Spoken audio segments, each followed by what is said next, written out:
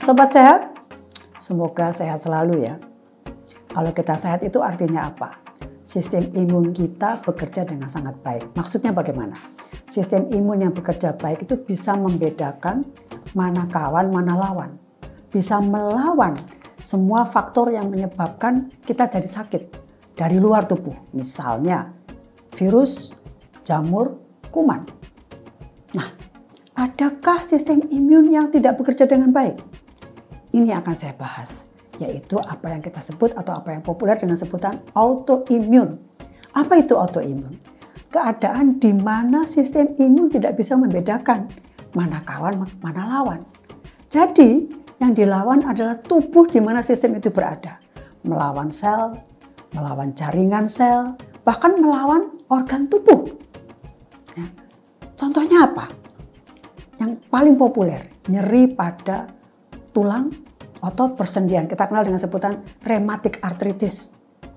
Lupus sangat populer ya, menyerang berbagai organ tubuh. Multiple sclerosis pada otak. Psoriasis pada kulit, sulit sekali disembuhkan. Kulit mirip seperti bersisik, merah, meradang. Apa penyebabnya? Nah ini banyak sekali. Faktor genetik, stres, penggunaan obat-obatan untuk mengatasi misalnya penyakit infeksi, berbagai macam penyakit kronis, penyakit degeneratif. Lalu gejalanya apa? Seperti saya katakan tadi, terutama misalnya nyeri ya. Sulit buang air besar, kulit merah, kering, dan berbagai gejala yang berkaitan dengan kondisi otak, ansietas, depresi. Bagaimana mengatasinya? Ini masalah lagi, karena hingga sekarang tidak mudah bagi seorang dokter untuk menentukan obat yang harus diberikan. Kebanyakan dari obat-obatan itu berperan untuk mengatasi atau menghilangkan atau mengendalikan gejala, misalnya nyeri, ansietas, dan lain sebagainya. Artinya apa? Bisa terjadi seseorang menjadi tergantung sepanjang hidupnya pada obat-obatan itu yang pasti kita tahu semua menyebabkan apa? Efek samping yang tidak kita harapkan. Lalu apa yang bisa kita lakukan? Bagaimana dengan bahan herbal? Ini menarik. Banyak sekali herbal yang berdasarkan hasil penelitian ternyata bisa berperan atau bisa berfungsi untuk mengendalikan atau mengatasi autoimun termasuk gejalanya. Maka dari itu, saya ingin sekali membahas beberapa jenis diantaranya yang terbukti efisien, aman, dan yang paling penting mudah didapat. Apa itu herbalnya? Ada 3 yang saya rekomendasikan. Kunyit, temulawak, dan jahe. Kunyit kandungannya kurkumin sebagai zat utama, jahe, gingerol dan shogal, dan temulawak santorisol. Ada 3 hal penting yang berperan. Maksud saya aktivitasnya. Pertama antioksidan, kedua anti radang, ketiga imunomodulator. Antioksidan artinya apa? Memperbaiki atau mempertahankan atau menjaga terjadinya kerusakan sel. Kenapa? Kalau sel makin rusak berarti penyakit makin parah. Contohnya, kunyit itu sangat terkenal aktivitasnya pada kondisi di mana rasa nyeri pada persendian. Nah, kerjanya mencegah atau mengendalikan kerusakan lapisan sel tulang rawan yang menyebabkan timbulnya rasa nyeri. Anti radang, jahe dan temulawak sangat terkenal. Banyak penelitian yang mengindikasikan aktivitasnya sebagai anti radang. Jahe bahkan ada penelitian yang membuktikan khasiatnya sebagai anti radang itu bisa sejajar atau bisa dibandingkan dengan obat-obat dokter anti radang. Bagaimana kerjanya? Memblokir, menghentikan semua unsur, semua bahan atau semua jalur yang menuju kepada terjadinya aktivitas radang. Jadi artinya mengaktifkan aktivitas anti radang. Bagaimana dimaksud dengan anti radang tadi? Saya harus mengatakan bahwa rata-rata gangguan autoimun itu pasti ada peradangan atau pembengkakan. Ini adalah bagian dari sistem imun. Jadi ada gangguan, serangan pada sel atau jaringan atau alat tubuh itu menyebabkan radang sebagai bagian dari proses imun. Harusnya radang itu sebentar, akan diikuti dengan proses lain. Tapi pada autoimun itu peradangan itu terjadi waktu lama. Nah, ini sangat berbahaya. Dan oleh karena itu harus dihentikan, diberikan anti radang. Imunomodulator, apa itu? Mengendalikan sistem imun. Jadi kalau imunnya rendah ditingkatkan, kalau imun terlalu tinggi disesuaikan. Bagaimana kerjanya imunomodulator? Antara lain mengendalikan semua aktivitas dari sel-sel, misalnya sel darah putih ya, yang berperan pada sistem imun. Jadi lebih lincah kerjanya.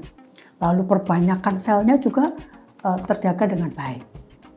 Lalu bagaimana cara menggunakannya untuk membantu mengatasi masalah autoimun ini? Nah, ini masalah besar. Harus saya katakan bahwa obat atau sistem atau cara pengobatan autoimun itu sangat individual. Jadi hanya dokter yang berwenang untuk mempelajari, memeriksa dengan seksama, kemudian menentukan bagaimana, apa yang harus dilakukan. Ya, jadi sekali lagi sangat individual. Kenapa? Karena pada autoimun itu terbentuk autoantibody. Antibody itu zat yang malah merusak sel-sel dalam tubuh seseorang. Nah, terkait dengan kunyit temulawak jahe yang saya sampaikan tadi, dokter juga akan membantu untuk menganalisis ya, apakah ketiga bahan ini dapat digunakan untuk membantu sebagai komplement ya, membantu pengobatan yang ditetapkan oleh dokter. Cara yang paling mudah bagaimana? Pasti produk jadi, produk siap pakai. Ya. Khusus untuk kunyit misalnya. Kalau kita membeli produk jadi, baca lebih dulu kemasan. Harus tertulis berapa kandungan kurkumin pada ekstrak jahe. Contoh, dosis untuk pencegahan misalnya ya, aman ya. 150 sampai 250 mg kurkumin pada ekstrak jahe sekali pakai. Itu aman. Ya. Secara umum memang sebetulnya sampai dengan 2000 mg kunyit itu masih aman penggunaan kunyit ya. Kalau lebih dari 8000 mg kurkumin sebaiknya tidak dilakukan. Namun kita bisa menggunakan atau membuat sendiri ramuan atau minuman kunyit. Contoh kunyit asam. 15 sampai 20 cm kunyit yang berkualitas baik diparut. Ditambahkan air sedikit demi sedikit sambil disaring, boleh diminum secara rutin. Tergantung dari kondisi kita ya, kita sendiri yang bisa mengukur. Paling sedikit seminggu 2 kali, 1 gelas. Bagaimana dengan yang lain? Contohnya jahe.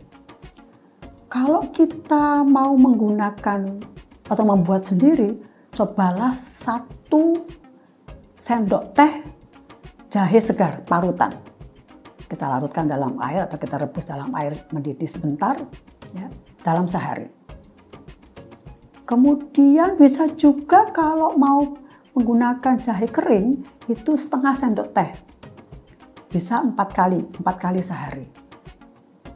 Temulawak setengah sendok teh serbuk kering temulawak yang dilarutkan dalam air mendidih 1 cangkir 250 ml. Itu gambaran. Tapi sekali lagi saya bisa mengatakan bahwa kita bisa mencoba menggunakan minuman-minuman herbal buatan sendiri, resep rumah tangga atau dari penjual-penjual ramuan atau jamu yang kita bisa percaya kualitasnya. Kualitas dalam hal ini menyangkut bahan bakunya dan tidak ada tambahan-tambahan bahan-bahan kimia secara rutin. Sobat sehat, saya sangat yakin bahwa pola hidup tidak sehat itu memberikan andil yang sangat besar bagi terjadinya masalah autoimun. Oleh karena itu saya pun yakin bahwa apabila kita menganut pola hidup sehat, maka herbal yang tadi saya sebutkan itu memberikan andil yang sangat besar bagi pengendalian kondisi autoimun. Mengendalikan gejala-gejala yang bisa mempengaruhi kualitas hidup. Pastikan bahwa ibu hamil, menyusui, bayi dan anak-anak harus berkonsultasi dengan dokter terlebih dahulu untuk masalah ini. Demikian, semoga informasi ini bermanfaat bagi kita semua terkait terutama dengan kesehatan sistem imun. Stay healthy, salam sehat.